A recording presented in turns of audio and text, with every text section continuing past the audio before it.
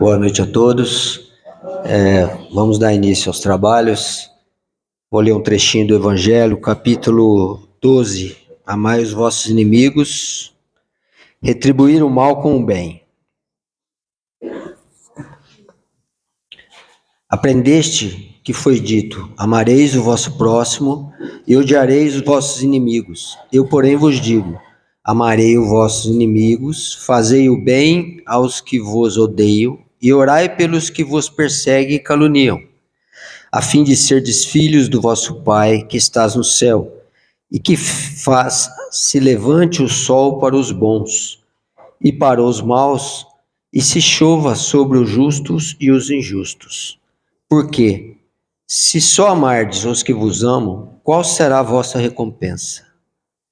Não procedem assim também os publicanos?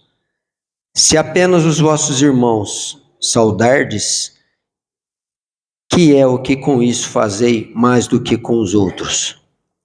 Não fazem outro tanto os pagãos? Digo-vos que, se a vossa justiça não for mais abundante do que a dos escribas e dos fariseus, não entrarei no reino dos céus. Se somente amardes os que vos amam, que mérito se vos reconhecerá, uma vez que as pessoas de má vida também amam os que as amam? Se o bem somente o fizerdes aos que vô-lo fazem, que mérito se vos reconhecerá, dado que o mesmo que a gente de má vida? Se só emprestardes àqueles de quem possais esperar o mesmo favor, que mérito se vos reconhecerá quando as pessoas de má vida se entreajudam desta maneira para auferir a mesma vantagem? Pelo que vos toca, amai os vossos inimigos, fazei o bem a todos e auxiliai, sem esperar coisa alguma. Então, muito grande será a vossa recompensa, e sereis filhos do Altíssimo, que é bom para os ingratos e até para os maus. Sede, pois, cheios de misericórdia, como cheio de misericórdia é o vosso Deus. Deixa eu apagar aqui. Pronto, muito bem. O estudo de hoje a gente traz do Evangelho, né? Por que não julgar? Entre os diversos ensinamentos de Jesus, né, no Sermão do Monte, está esse que nos faz Jesus, né, para que a gente não julgue outra pessoa, né? Como diz a frase, não julgueis para não ser julgados. A autoridade moral do Cristo por si só, né, ela se mostra suficiente para que a gente preste atenção nessa frase, né? Afinal, trata-se de um espírito mais perfeito que já esteve na Terra, né? Em uma reencarnação de inteiro e profundo amor, né, para com o próximo, e de devotamento, oferecendo-se como modelo e guia para a humanidade. E a doutrina espírita vem nos trazer também, né, através do conhecimento e das explicações sobre esse não julgar, né, ela vem nos mostrar que o maior favorecido de tudo somos nós mesmos, né? Então tá lá, não julgueis para que não sejais julgados. No Evangelho diz que quando criticais, que consequência se há de tirar das vossas palavras? Há de que não tereis feito o que reprovais, visto que estáis a censurar, que valeis mais do que o culpado. Ou seja, a gente se coloca numa situação de superioridade, né? Que a gente nunca fez aquilo e que nós valemos mais do que aquele que está fazendo aquela ação, né? É isso que o João Evangelho nos trata. Desta maneira, então, Em uma primeira perspectiva, verifica-se que o julgamento do outro incita o orgulho próprio, dado que a posição de julgador pressupõe estar num contexto de superioridade e de qualidades ou de importância, por se entender capaz de cometer auto semelhante, incapaz, de cometer auto semelhante, bem como por se atribuir o direito de adentrar a problemática do outro. Quando a gente julga alguém, a gente está julgando somente o fato do que aconteceu. A gente não está julgando o que levou aquela pessoa a fazer determinado ato. Nós não conhecemos a história de ninguém, Nós não conhecemos nem a nossa história, nosso passado. Que Deus, na sua infinita bondade, fez com que a gente não se lembrasse na nossa encarnação, das atrocidades que a gente fez no passado. Como é que a gente tem coragem, de querer julgar alguém por qualquer tipo de ato? E a primeira coisa que a gente faz é o que mais nós fazemos na nossa vida, Basta a gente sentar na frente do noticiário que a gente começa a julgar a tudo e a todos, E quando a gente se coloca na posição de julgador, a gente está se colocando superior àquele a quem a gente está julgando. O próprio Emmanuel, em determinada frase, ele diz que como é que você quer que alguém que você julga inferior a você tenha as mesmas atitudes que a sua? Se você está numa situação de superioridade, você tem que se atentar a isso. Então, assim, para aquele que está em busca da reforma íntima, que é o nosso caso, na casa espírita, convém evitar tudo aquilo que sobrecita o orgulho, principalmente se considerado que é neste vício, juntamente com o egoísmo, que se encontram as raízes de todas as limitações humanas. O egoísmo, e o orgulho são o que mais nos atrapalham, o nosso desenvolvimento espiritual, a nossa reforma interior. E a gente tem que se atentar a isso, tem que estar muito atento a isso. E a gente costuma alimentar o nosso egoísmo de uma maneira assim, inconsciente até.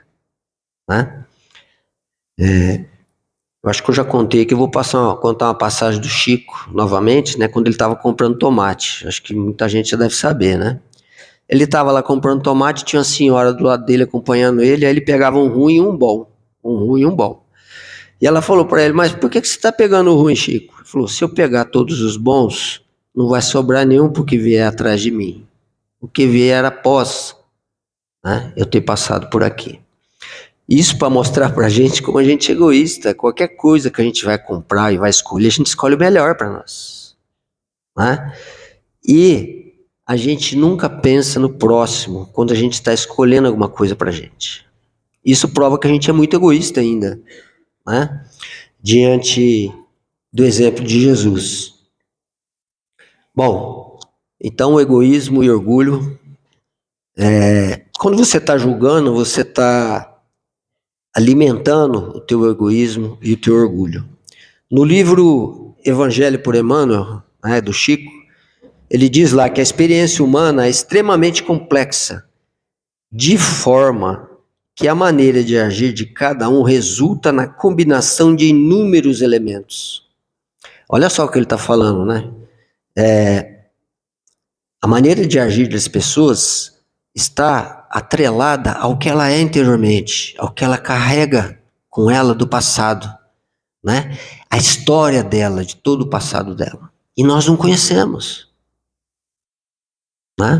Então, cada um toma atitude de acordo com aquilo que desenvolveu no teu ser. Por isso que a gente não deve julgar, a gente tem que prestar atenção a isso.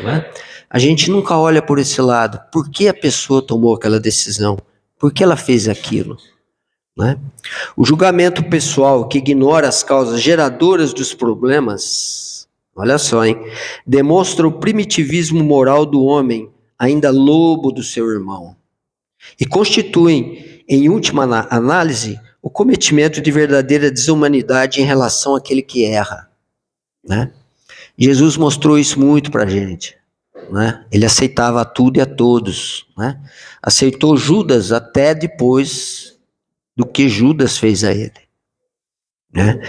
Ou seja, Jesus conhecia as nossas imperfeições, né? E ele aceitava isso com naturalidade, como a gente deve aceitar as imperfeições daquele com quem a gente convive, né? O julgamento pessoal ignora as causas geradoras dos problemas. Por quê? Porque nós não conhecemos o passado de ninguém. Nós não conhecemos as dificuldades íntimas de ninguém, né? Às vezes a gente, pelo menos comigo já aconteceu, uma pessoa conhecida e tal, que você via lá em sociedade, uma pessoa alegre e tal, de repente você vê a notícia que a pessoa tirou a própria vida. Porque você não conhece ela intimamente, você não sabe o que ela passa, o que ela sofre, né? E ainda, neste livro, né, Evangelho por Emmanuel, ele diz que logo, em face da completa incapacidade de efetuar um julgamento justo, compreensível é abdicar da função de inquisidor, compreendendo que a justiça genuína provém de Deus e todos viverão para conhecê-la. Ou seja, aquele que fizer o mal, né, que desrespeitar as leis divinas, ele vai ter que reparar o erro.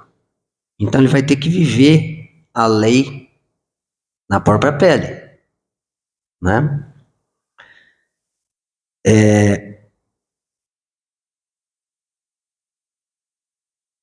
Quando ele diz isso, né, da nossa incapacidade de efetuar um julgamento justo, a gente está acostumado com as leis dos homens, né?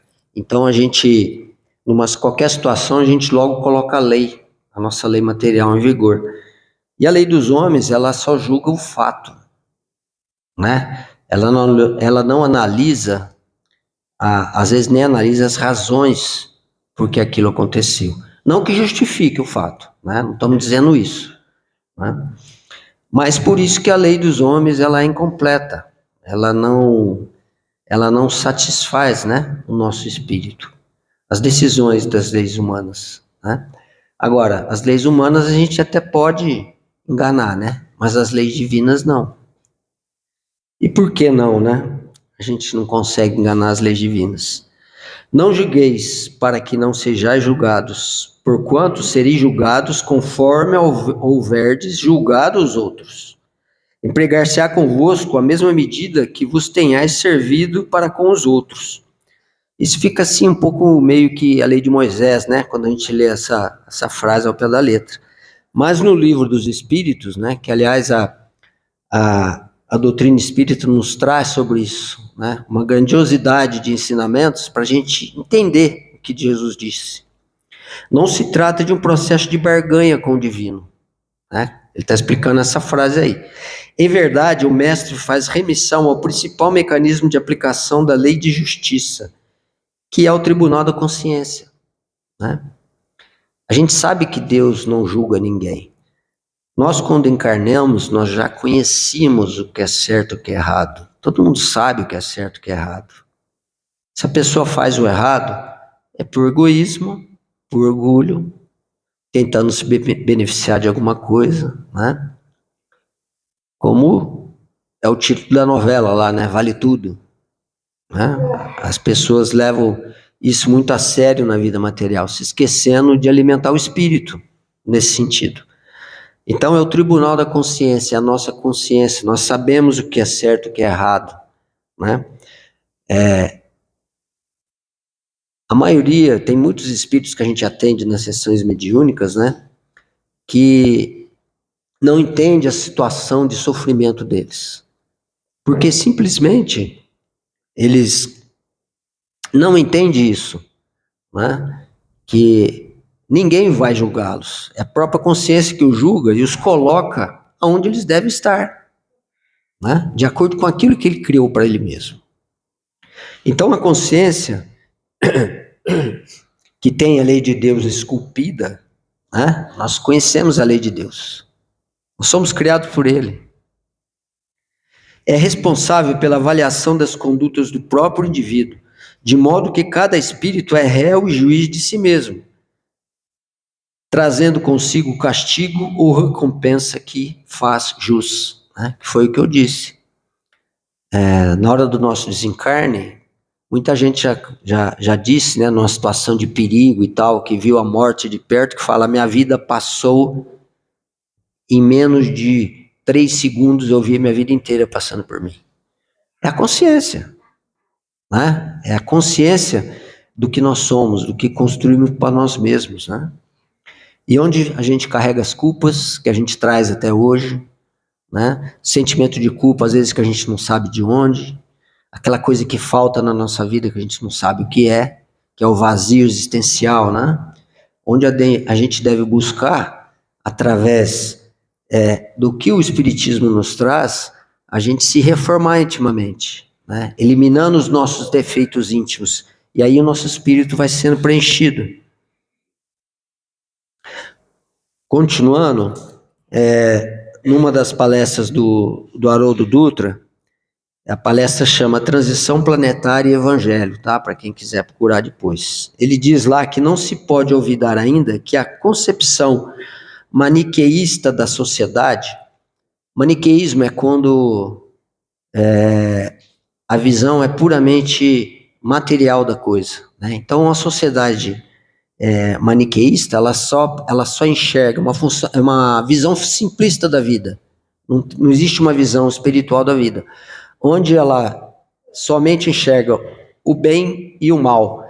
E para o maniqueísta, né, para essa sociedade, o bem e o mal não podem conviver juntos. E nem o mal pode se transformar no bem, né? E então ele diz lá que não se pode olvidar ainda que a concepção maniqueísta da sociedade é extremamente perigosa, essa visão, né? Hoje nós vivemos muito isso na política, né? Entre a direita e a esquerda, né? Que acaba cegando as pessoas. Uma vez que levou a humanidade a verdadeiras atrocidades, a exemplo das cruzadas e da Inquisição, eventos que geraram muita dor e destruição.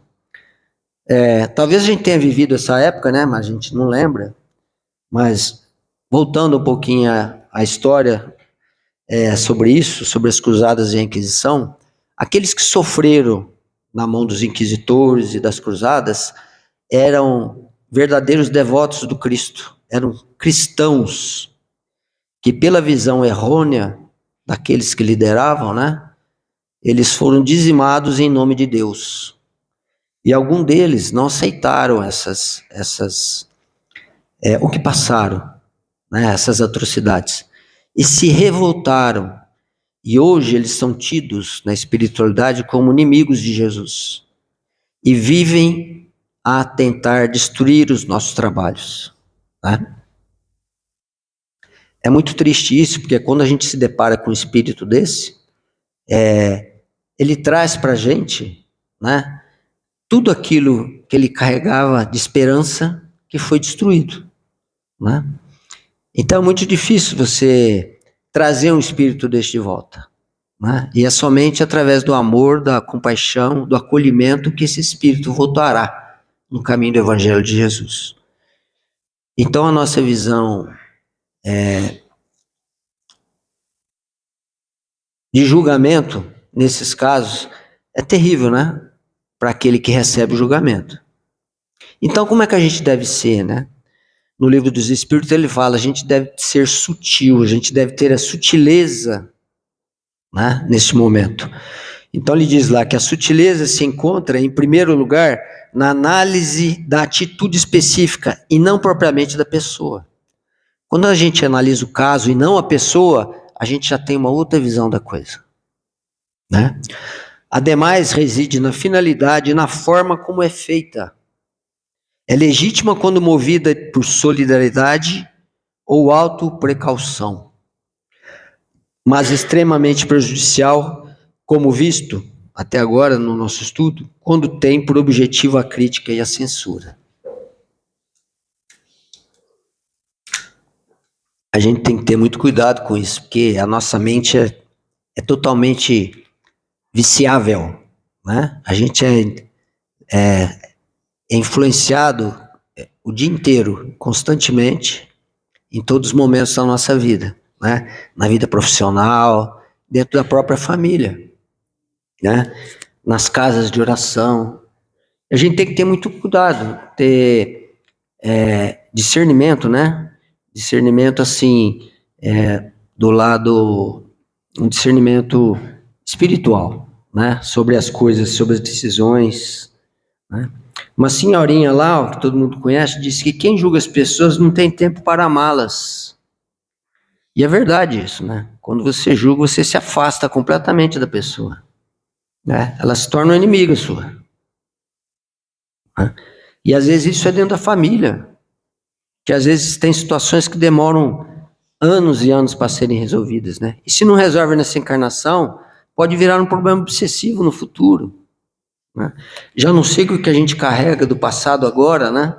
Que a gente tem que trabalhar, né? As dores que a gente passa, que são provenientes, né? De nosso passado, que foi um passado triste. Então, por que eu vou viver isso agora, né? Por que eu não dou atenção a isso e programo o meu futuro de uma forma diferente, né? Bom, e para finalizar o nosso estudo, eu trouxe, que é uma página do livro Roteiro de Jesus, que é um livro, veio pelo Chico, né? Esse livro, Roteiro de Jesus, são várias passagens do Cristo que não estão no Evangelho, né? São situações que o Cristo viveu com os apóstolos, quando ele era criança, quando ele era jovem, depois quando ele estava já, né, pregando o Evangelho, e depois do desencarne. Então são situações que não estão no Evangelho, mas são situações reais da vida dele que foram ditadas por espíritos, né? E a lição que eu trago é a lição do discernimento. Quando Jesus interferiu no apedrejamento da mulher, né, a mulher adúltera, ele, muito calmamente, né, rabiscando o chão, ele disse: quem não tiver pecado, que atire a primeira pedra. E todos foram indo embora, né? Foi uma grande lição, um grande aprendizado sobre o julgamento. Mas não parou por aí essa história. Ela teve consequências, né? Teve um desenrolar depois disso aí, tá? Que a gente vai contar aqui agora. E eu trouxe, como está no livro, para não perder nenhum detalhe, tá bom? Então eu vou lendo para vocês. Finda aquela cena brutal em que o povo pretendia lapidar a mulher infeliz na praça pública, Pedro, que seguia o Senhor, de perto interpelou zelosamente: Mestre, desculpando os erros das mulheres que fogem ao ministério do lar, não estaremos oferecendo apoio à devassidão? Abrir os braços no espetáculo deprimente que acabamos de ver não será proteger o pecado? Já começou a julgar, né? Pelo questionamento dele, né? E Jesus meditou e respondeu: Simão, seremos sempre julgados pela medida com que julgarmos os nossos semelhantes. Sim, exclamou o apóstolo irritado, compreendo a caridade que vos deve afastar dos juízos errôneos, mas porventura conseguiremos viver sem discernir? O caso de discernir aqui, quando eles falam, né? O discernir no entendimento bíblico é quando a gente tem uma visão espiritualista da coisa, né? Não é uma visão só material, né? Ou seja, a visão de Deus sobre aquele acontecimento. Então, isso que é discernimento no caso aqui que eles estão falando. Uma pecadora trazida ao apedrejamento não perturbará a tranquilidade das famílias? Não representará um quadro de lama para as crianças e para os jovens? Não será uma excitação à prática do mal? Continua Pedro querendo, né, julgar alguém nessa história, né? Ante as duras interrogações, o Messias observou sereno: quem poderá examinar agora o acontecimento em toda a extensão dele? Sabemos acaso quantas lágrimas terá vertido dessa desventurada mulher até a queda fatal no grande infortúnio? Quem terá dado a esse pobre coração feminino o primeiro impulso para o despenhadeiro? E quem sabe, Pedro, essa desditosa irmã terá sido arrastada à loucura, atendendo a desesperadoras necessidades? O discípulo, contudo, no propósito de exalchar a justiça, acrescentou: De qualquer modo, a corrigenda é inadiável imperativo.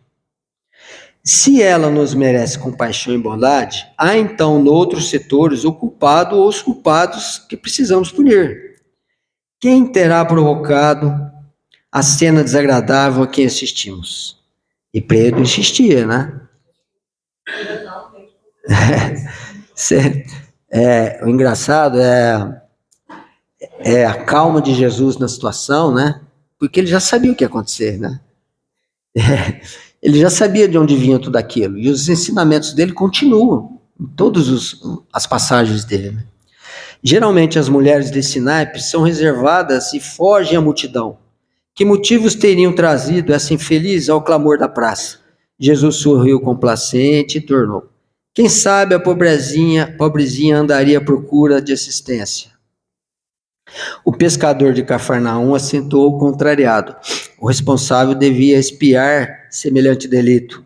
Sou contra a desordem e na gritaria que presenciamos. Estou convencido de que o cárcere e os açoites deveriam funcionar. Você vê que ele tinha justiça no sangue, né? Neste ponto do entendimento, velha mendiga que ouvia a conversação, caminhando vagarosamente quase junto a eles, exclamou para Simão surpreendido. Galileu bondoso, herdeiro da fé vitoriosa de nossos pais, graças sejam dadas a Deus, nosso poderoso Senhor. A mulher apedrejada é filha de minha irmã paralítica e cega. Moramos nas vizinhanças e vínhamos ao mercado em busca de alimento. Abeirávamos daqui quando fomos assaltadas por um rapaz que, depois de repelido por ela, em luta corpo a corpo, saiu a indicá-la ao povo para a lapidação, simplesmente porque minha infeliz sobrinha, digna de melhor sorte, não tem tido até hoje uma vida regular. Ambas estamos feridas e com dificuldade tornaremos para casa. Se é possível, Galileu generoso, restabelece a verdade e faz a justiça. Olha só a história, né? E onde está o miserável, né? Gritou Simão enérgico diante do mestre que o seguia bondoso. Ali, informou a velhinha, com o júbilo de uma criança reconduzida repentinamente à alegria. E apontou uma casa de peregrinos para onde o apóstolo se dirigiu, acompanhado de Jesus, que observava sereno. Por trás de antiga porta escondia-se um homem trêmulo de vergonha. Pedro avançou, de punhos cerrados, mas a breves segundos estacou pálido e abatido. O autor da cena triste era Efraim, filho de Jafar, pupilo de sua sogra e comensal de sua própria mesa. Comia na casa dele. Seguira o mestre com piedosa atitude, mas Pedro bem reconhecia que agora que o irmão adotivo de sua mulher guardava intenção diferente. Angustiado em lágrimas de cólera e amargura, Simão adiantou-se para o Cristo, à maneira de menino necessitado de proteção, e bradou: Mestre, mestre, que fazer? Jesus, porém, acolheu-o amorosamente nos braços e murmurou: Pedro, não julguemos para não sermos julgados. Aprendamos, contudo, a discernir, a termos a visão que Deus teria da situação. Né? Então, é uma mensagem extraída do livro Contos e Apóstolos, capítulo 14, que está neste livro, Roteiro de Jesus. Para a gente ver que toda situação, né, que a gente vê, que a gente vive, o que alguém viveu, o que alguém proporcionou a nós, né, às vezes ela vem de uma história, né, lá de trás, e não que a mulher até não mereceria tal situação de passar, né? A gente sabe que tudo não acontece por acaso, mas o Pedro, com aquela ânsia, né, que nós temos aquela coisa de justiça, né? E a gente se esquece de aquele que errou também merece o perdão, né? Lembrando que Jesus na cruz, né, o ladrão que estava do lado dele, né, que pediu a ajuda de Jesus, Jesus falou que hoje mesmo ele estaria ao lado dele, né? Então, não importa o que o indivíduo faz, importa o que o indivíduo vai fazer daqui para frente, né? É isso que a gente tem que pensar, tá bom? Era esse o nosso estudo de hoje, que Jesus nos abençoe. Bom, vamos fazer a nossa oração para dar início à segunda parte, aos passes, né? Então, vamos agradecer a Jesus por mais essa oportunidade, agradecermos a presença de nossos protetores, da família espiritual de todos vocês que está presente. O ambiente está repleto, um ambiente espiritual, onde todos aqui, nossos amigos e parentes espirituais, se aproveitam deste momento para trazer o remédio que cada um necessita, abraçando o nosso coração, alimentando o nosso espírito, para que a gente consiga enfrentar aquilo que a vida vai nos trazer, aquilo que Deus coloca em nossas vidas. Possamos agradecer sempre a Deus a oportunidade da vida, a oportunidade de estarmos aqui, aos nossos pais que nos aceitaram com carinho, com amor, nos dando essa grande oportunidade para que possamos assim buscar a nossa felicidade, o entendimento da vida através das lições de Jesus. Que a luz do Mestre esteja conosco agora e sempre. Que assim seja, Pai. Aqueles que estão agendados para o passe, pode se dirigir lá à sala 4.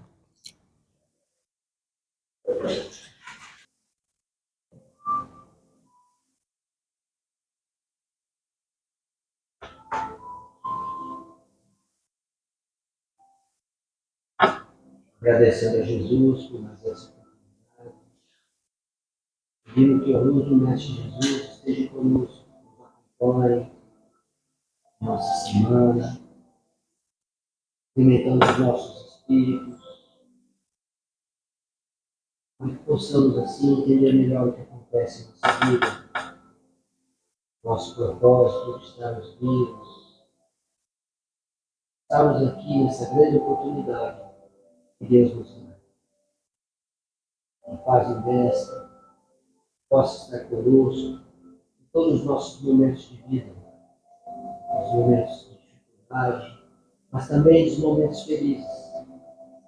Pedimos sempre a Maria, Mãe de Jesus, interceda por nós, esteja conosco, nossos queridos protetores, nossa família espiritual que sempre está conosco, esperando a oportunidade para nos trazer o remédio que necessitamos. A luz do Mestre Jesus esteja sempre conosco, iluminando, nos incluindo no caminho do bem, no caminho do amor, no caminho da caridade. Que assim seja.